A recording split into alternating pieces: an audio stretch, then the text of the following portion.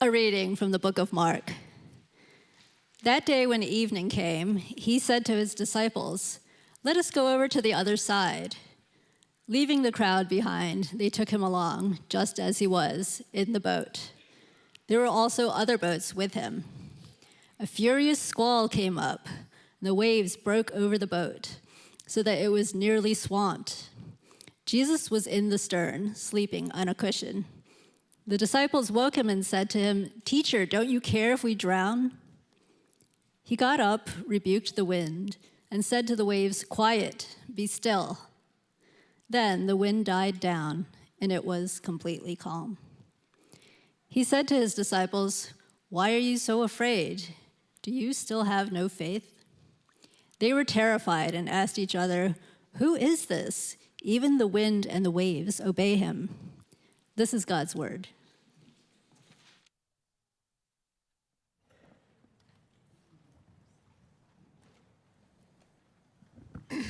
This past summer, my daughter was in a camp, and one day she came home from the camp, and I guess had learned a Bible verse, a memory verse. It was verse 41 of our passage. Even the wind and the waves obey him. And so she comes home, and for some reason that particular verse really stuck, and she was saying it on repeat. Even the wind and the waves obey him. And the reason I'm mentioning that is because it was only a couple days later that I was diagnosed with cancer. Now, as I've shared with you, I've received treatment, and I'm grateful for that, and my long-term prognosis is very good, and we're humbled by that. But for my wife and I, in those early days of diagnosis, when we learned that we were facing something we were never faced before, we felt like we were plunged into a storm. We felt like we were nearly swamped. And verse 41 of Mark chapter 4 became to us a word from God for that moment. We're unable, we don't have the strength to face what we're about to face, but Jesus does. Even the wind and the waves obey him. When you're in a storm, when you're in suffering, you need an anchor, a steady place to plant your foot. And this verse and this story has become that for us. Now, there are all kinds of suffering, chronic and acute. No one's suffering is exactly the same. But that we suffer is universal. It's inevitable. And what Mark chapter 4 can do is invite us to consider not just what the storms are like, but who is this that even the winds and the waves obey?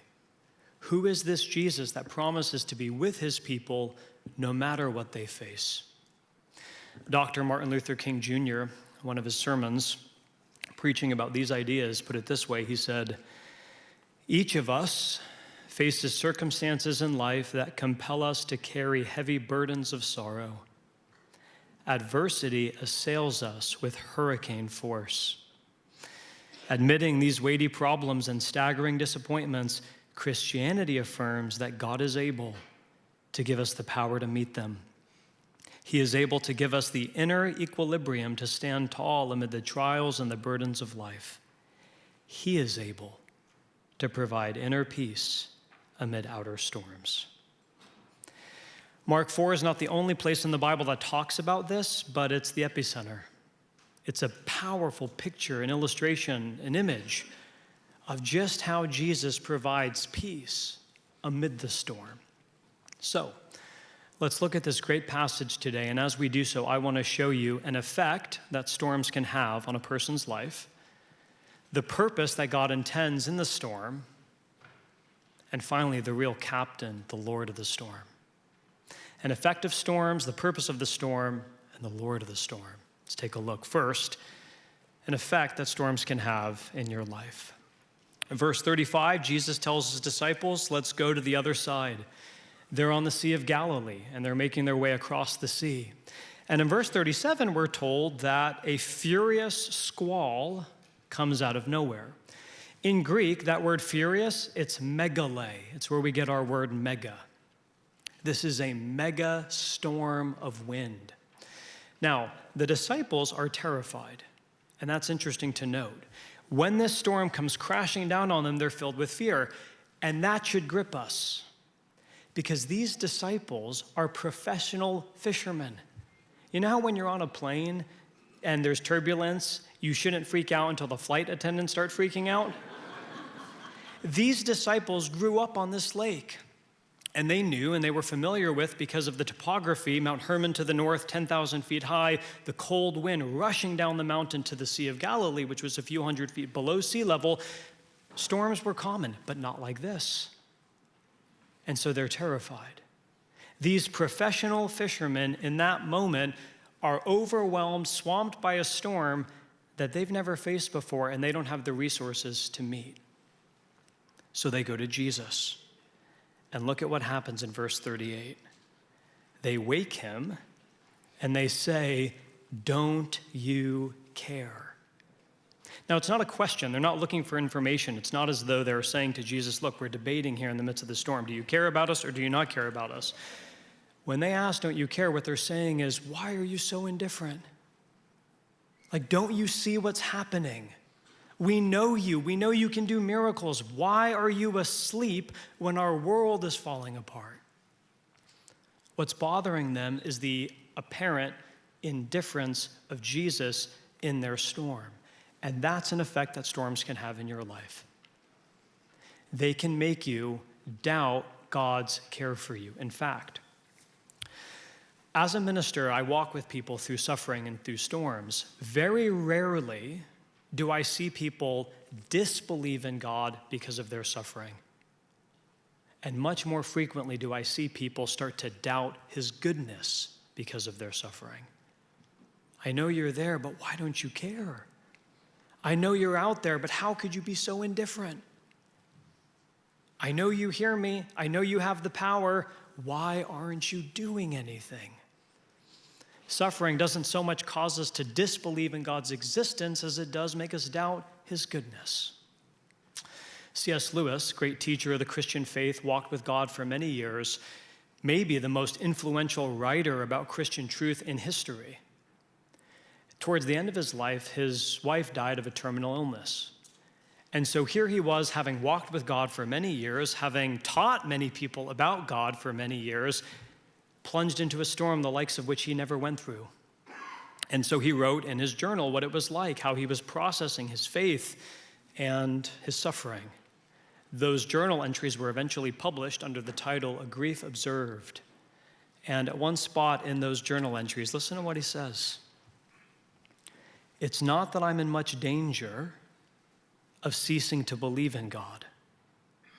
The real danger is of coming to believe such dreadful things about him. The conclusion that I dread is not, so there's no God after all, but rather, so this is what God is really like. Deceive yourself no longer." Don't you care? Why don't you care? One of the effects storms can have in a person's life is they make you doubt the care, the closeness, and the kindness of God. And over time, if left unaddressed, that can lead to spiritual drift, in which slowly but over time you start becoming cold towards God because you believe that God is cold towards you. And if or when you ever find yourself experiencing those feelings, don't you care? Why don't you care? Remember Mark chapter 4. Remember Lewis. Remember countless other Christians who have walked with God and who have, in their suffering, quite understandably so, said, "This doesn't make any sense. Why don't you care?" And it's only in the honest acknowledgement of that confusion, that spiritual confusion, and that dark night of soul, that you start to be able to be discovering what's the real purpose of the storm. That's point 2 of our sermon. It was only after the disciples brought their hard question to Jesus and they honestly acknowledged their frustration at his indifference that they were able to begin to see what he was really up to. So they wake Jesus and they say, "Don't you care?" And Jesus stands up, not sure how he was sleeping, such peace. But Jesus stands up and he looks out over the raging sea, terrifying. And he says, verse 39, "Quiet," which in Greek could be peace, quiet, peace, be still. And then the text says, the winds died down and it was completely calm. Now remember in verse 37, the Greek, we said it was mega storm. In verse 39, now it's mega calm. Mega storm to mega calm. Why? Because Jesus Christ stood up and he said, peace, enough. And the storm stopped. What was the purpose of this storm? It was for the disciples to start to see that Jesus was bigger than they had ever imagined, more powerful than they could have ever comprehended. The storm came into their life so that they could see Jesus like they had never seen him before. Look, verse 37, when they come to Jesus, they say, teacher. Now, that means rabbi. And in the first century, there were rabbis everywhere. And Jesus certainly is a teacher. He's a rabbi. A rabbi's job was to teach people about God, to show people what a life modeled after the values of God looks like, to have people follow them. Jesus was a rabbi. He was a teacher. And the disciples had a category for that. He's our teacher. We're going to follow him. We're going to do what he says. And then they get down to verse 41 after all this happens, and they say, who is this? Like, we thought we knew him, but we obviously don't. Who is this? He's a teacher, yes, but he must be more than a teacher because even the winds and the waves obey him. They were starting to see Jesus in a way they had never seen him before. They were starting in the storm to have a glimpse of Jesus' power that they couldn't have had otherwise. Think about it this way. If you were the disciples, if you were in this storm and you were fearful for your life, what would you do? You would pray. Even if you're not that religious, you would at least try it out. Because in that moment, you would know, I don't have the resources to meet this storm. I can't do this on my own. I'm at the end. And so you would cry out to the one that you think might have the power to help.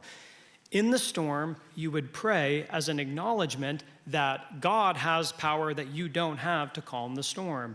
And notice, Jesus, when he stands up, doesn't pray.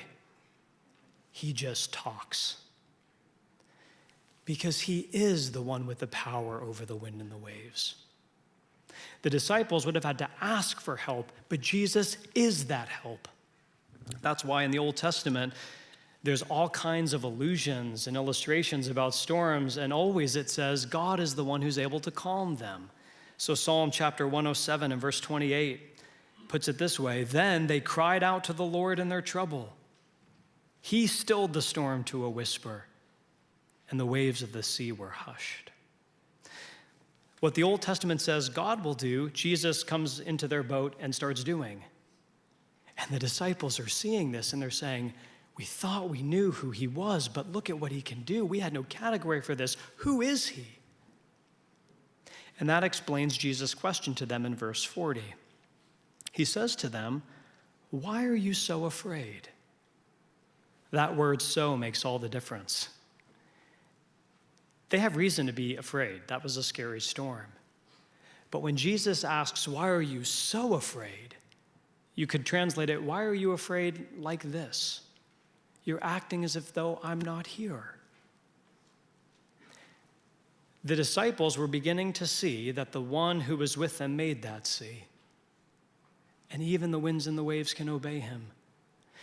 Jesus in the storm was bursting their categories of who they thought he was, and he was giving them a vision of how big and glorious and majestic and powerful he actually was. They were seeing Jesus like never before. Now, the result in verse 41, it says they were terrified. That word, again, in Greek, is mega. Mega storm, mega calm, mega fear. There's a kind of fear which scares you, and there's a kind of fear which humbles you. And on that sea, on that day, when the disciples saw Jesus as he really is in his power, that scared them. That humbled them. Never mind the storm, who is this? The most frightening thing we've ever faced is no match for him. What kind of power, what kind of glory and majesty is in this person, and he's in our boat? Who is this that even the winds and the waves obey him? Now, I wish this weren't the case, but it's often the case in spiritual life that it takes the storm and the suffering to see Jesus like never before. I wish that our spiritual sight was stronger in peaceful times, but often it isn't. You see, these disciples, again, they were professional fishermen, and when the storm came, if it was a mild storm, they would say, well, we've got this. We've done this before, no big deal. But it was only when they were brought to the end of themselves and were truly desperate that their spiritual sight was heightened to see Jesus in ways that they could not have imagined. And this is how it works in spiritual life, and this is how it works in the Bible. When we're brought to the end of ourselves is when we can see Jesus for who he really is. I think of Job in the Old Testament. You know the story, perhaps, of Job's great suffering. He lost everything. And at the very end of the book, Job says, God, I had heard about you, but now my eyes have seen you. There was something about the suffering and the pain and the loss that opened up Job to an experience with God like he had never had before. I see you now, I get it. Or you have Jacob in the Old Testament. Jacob is like the modern New Yorker, crafty, cunning, resourceful. You couldn't get one by Jacob. And he lived his whole life on his wits and his resources, outsmarting everybody around him. No situation he couldn't handle until the night that there was one. And that night, Jacob knows what's going to happen tomorrow morning. I can't handle it. And that was the night he met God. That was the night that God came and wrestled with Jacob. And God wrestled out of Jacob Jacob's self-reliance. And from that day forward, Jacob walks with a limp. He walks as a person who's leaning on God. We could give more examples, but what's the point? It's in the storm when you're brought to the end of yourself that you learn to see Jesus, you learn to see his power and his purposes like never before. And some of you are thinking, as I'm preaching this, it's not worth it. Like you're saying, in the storm, you see Jesus. I'd rather not have the storm and not see Jesus. And if you're feeling that, I just want to affirm how real that is. And having gone through a storm recently, I get that. I know how overwhelming that fear can be. But here's what I want to say, 2 things in response to that really important point. First, storms are coming whether you like it or not. They are inevitable for the people of God, for the people who are not followers of God, for everyone. The world we live in is broken. And the question is not, will you face storms, but will you face them with Jesus piloting you or not? And if you see him, you realize that it's worth it. I don't mean to say that our sorrow and suffering is not deep and real. I don't mean to minimize it at all. But to see him, to see Jesus Christ in his glory and his splendor in new and deeper ways, that is what you were built for. That's why Augustine said, God, you made us for yourself, and our hearts won't rest until they rest in you. And to see Jesus, to see him more, to see him clearly, is the thing that gives you peace no matter what you face. Why? Because he's the Lord of the storm. You see, the disciples on this night discovered that Jesus was the captain, the Lord, who could see them safely through the storm. And the storm they faced that night was small in comparison to the storm that they would face a few years later. See, in Mark chapter 4, the disciples are in a storm and they're seeing Jesus more clearly. A few years later, they'll be in an upper room. And Jesus, their captain, will say to them, I'm about to leave. I have to go now. He was talking about going to the cross. He was talking about his death. And he says, I'm going to leave now. And when I do, you're not going to understand what's happening. And you are going to be sorrowful. You're going to be swamped. You're going to feel like you've been swallowed up. And that night, Jesus says to them, even though that's coming, my peace I give to you. My peace I leave with you. Peace, not as the world gives, do I give unto you. Now, what's happening? Stunning. Jesus is acknowledging that they're about to be plunged into the greatest sorrow. You see, in Mark 4, they were in a storm and Jesus was asleep in the boat, but they're about to go into another storm in which Jesus will be buried in a tomb. And this storm is going to shake them to their core like nothing ever had before. And Jesus looks at them that night and says, when that happens, I want you to know I'm giving you my peace. A peace not like the world gives.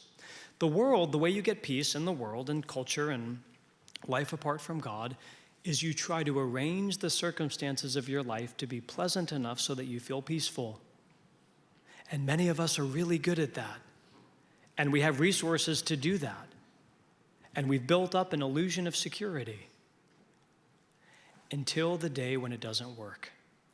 Until the furious squall is bigger than anyone you were ever prepared for. And in those moments, Jesus promises a peace that doesn't depend on circumstances, but that comes from his presence with you. A peace that you can never lose because you can't lose him. But don't you see for the disciples that night, the irony, the pain of what they must have been feeling? He's promising peace and he's saying goodbye. How does that work? He says, I'm with you, but he's going to leave us. And so Jesus goes to the cross the next morning and he dies, and his disciples would have looked and saw and thought this is the end, and they would have been plunged into the storm and sorrow. And that weekend, they hid themselves in the upper room. They locked the door because they were afraid. And 3 days later, out of nowhere, Jesus showed up. He rose. He defeated death.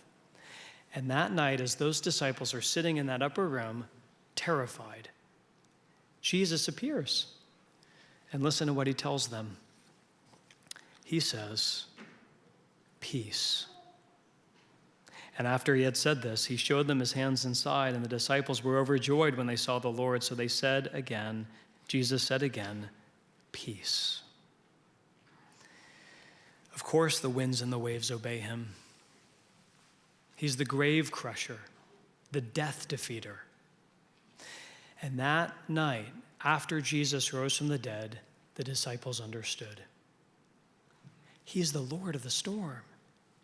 He went into the ultimate storm, the ultimate dark shadow. He went into death itself, and he came out the other side.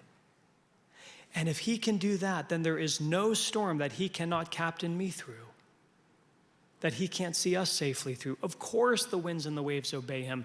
Death obeyed him. Death died in him. What Jesus was doing in Mark 4 is he was preparing them for that storm. And in that storm, Jesus shows, I am the one who has the keys over death itself. And if I'm with you, you can have a peace no matter what you face, not because storms aren't scary, but because I'm with you in them. It's not faith or fear, but it's faith more than fear for the people of God.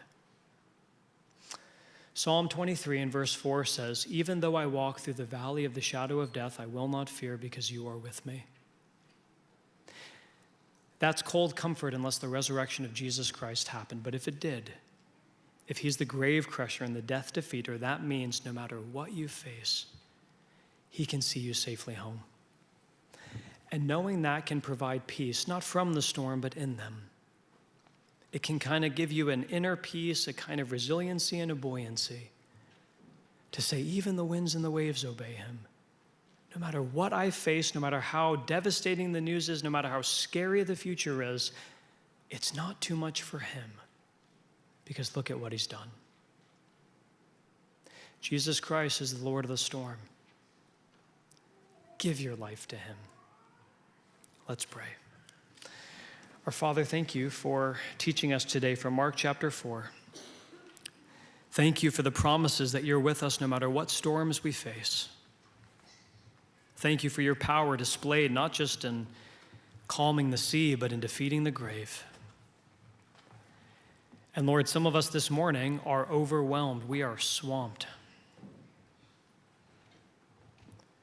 Help us to see Jesus with us, not just to know about, but to experience Jesus with us today. Feed us even now as we come to this table. Nourish our faith. Help us to see your power and your love, and to experience your peace. We ask this in Jesus' name and for his glory. Amen.